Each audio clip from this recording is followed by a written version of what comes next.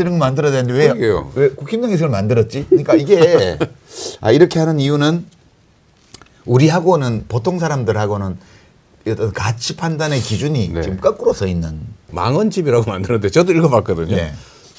뭐 내가 나쁜 말 한 건 아닌데. 아니 이렇게 훌륭한 말씀을 많이 하셨단 말이야. 사람들이 네. 놀래더라고. 근데 제가 한번 TV 토론 나가서 홍준표 대구시장한테 그 얘기 한 적이 있거든요. 네. 제가 앞에 전제를 붙였어요. 이렇게 하면 안 된다는 거 저도 아는데요. 민주당에서 누군가가 대통령이 되어서 윤석열 대통령이 이재명 대표한테 한 거하고 똑같이 맞아요. 그 말씀하시죠. 국힘당 주요 정치인들한테 해줬으면 좋겠어요. 다 틀어가지고 수도 없이 기소하고 일주일에 3번, 4번 법정에 나오게 만들고 그러고 저 사람 사법 리스크 있어. 이렇게 말해주고 싶어요. 라고 말을 했더니 네. 그 홍준표 시장이 그 시장님이 그래야만 민주당 지금 뭐해요? 이러더라고요. 그래서 그거 어떻게 하실 거예요 그러면? 아니 일각에서는 확 해야 돼라는 사람도 있어요. 일단은요. 그 실용적인 입장에서 보면 그거 사실은 그 뒤지로 쫓아다니는 그 에너지로 딴 거예요. 힘들어요 그거? 그 정말 피곤해요. 그리고 괴로워요. 사람을 괴롭히는 게 즐거운 사람도 있는데 저는 거기에 에너지 쓰는 게 너무 아까워요. 이 짧은 5년 주어진 시간이 얼마나 귀한 시간이에요. 근데 그거를 누구를 옛날에 너무 멋졌지. 그래가지고 그걸 쫓아다니면서 뭘 한다고 하는 게 얼마나 낭비입니까? 그래서 저는 그게 즐겁지 않아요. 근데 그런 말씀 안 하셨어요? 뭐든지. 그동안에? 이런 말씀이요. 매기를 해도 안 믿고 안 믿어요? 분명히 거짓말일 거다 이런 생각하니까요. 그래서 제가 예를 한번 들어줬어요. 내가 성남시장 된 다음에 나를 괴롭히거나 또는 뭔가 문제를 일으키던 사람들 내가 다 내쫓지 않고 교정해서 다 썼다. 근데 경기도지사 하면서 산하기관장 뭐 강제로 뭐 어떻게 내쫓은 거 있냐? 없다. 다 데리고 성과 내게 했다. 그래서 인정받는데 난 한 번도 그런 일이 없고 그럴 마음도 없는데 끊임없이 이재명은 분명히 그럴 거야. 그래서 제가 결론은 그거죠. 부처님 눈에는 부처만 보인다. 그까지만 하셔야 돼요. 그러니까 그까지만 해야 돼요. 뭐는 안 하셔도 돼요. 그거 아닐까 그 생각이 들었어요. 선생님은 어떠세요? 저는 도저히 이해가 안 돼서 여쭤보는 거예요. 왜 저러지? 그러게요. 그러니까 국민이 선택하는 거잖아요. 우리 사회에서 진짜 우리 이재명 의원님의 그 인생 이야기를 들어보면은 그게 자서전에도 나와 있고 좀 그 고생을 한 그 도수가 그 보통 도수가 아니에요.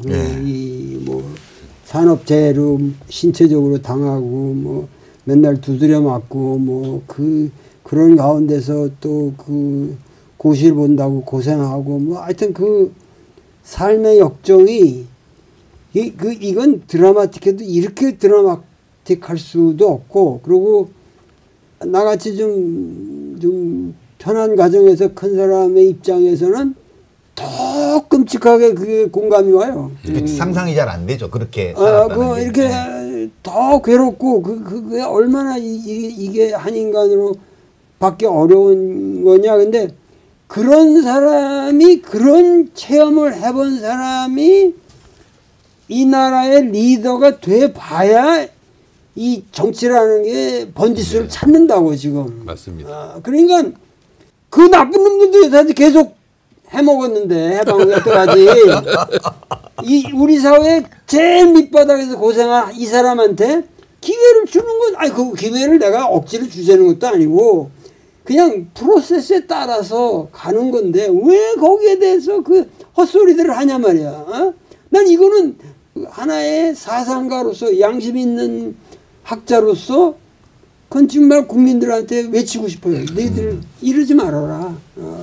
그거밖에 없지. 그건 뭘 왜 그러냐 그 원인을 분석할 거예요. 뭘까 하는데 이거는 정말 내가 보기에는 이거는 사건입니다. 되시면은 그리고 아무리 잘못돼도 그 어렸을 때부터 축적되어 온 그 체험에서 우러나오는 정의감이 결국 우리 사회에 큰 보탬이 됩니다. 그러니까 이 결국 중요한 게요. 사실 저도 저 자신에 대해서 의문을 가질 때가 있거든요. 왜 사는가? 그 생각을 할 때가 있어요. 왜 안 하겠어요? 그런데 결론은 뭐였냐면 사람은 자신이 스스로 행복하기를 원하잖아요. 즐겁기를 원하죠. 자신의 삶의 의미를 부여하려고 하죠. 네. 어떤 때가 가장 행복하냐? 저는 제가 뭔가를 해가지고요. 사람들이 그 결과 때문에 행복해하는 걸 보면 저는 행복해요. 그게 그러니까 제일 정치를 행복해요. 하는 거야. 네. 그러니까 정치를 하시는 거예요. 너무 행복해요. 예를 들면 제가 막 계곡 가서 막 설득하거나 아니면 압박하거나 뭐 재정 지원하거나 해서 싹 정비를 했더니 거기 수백만 명이 가가지고 즐겁게 애들 지금도 올려. 사람들이 사진 찍어서 올려요. 그럼 예. 얼마나 행복해요. 그 옛날에는 막 그 닭죽 5만 원, 6만 원 주고 안 사 먹으면 계곡에 들어가지도 못해서 애들 데리고 쭈삣쭈삣 하던 그 수많은 가족들이 이제는 막 자유롭게 막 튜브 들고 가서 그 장면을 보면 얼마나 행복합니까? 그럼 이런 것들을 사실은 각 영역에 있거든요. 강영영 예를 들면 몇십만 원 없애가지고 온 가족이 죽어버리자 이래가지고 떠나는데 제가 50만 원은 연 1% 이자로 조건 없이 빌려준다. 대신에 인터넷으로는 안 되고 와라. 네, 기본금융. 그럼요. 네. 그러니까 50만 원 빌려줘. 그 때문에 정말로 고맙다. 우리 죽을 거 살았다. 이러는 걸 보면 진짜 행복하거든요. 그 500억인데 경기도 예산에서. 그 사람들은 그걸 모르는 것 같아요.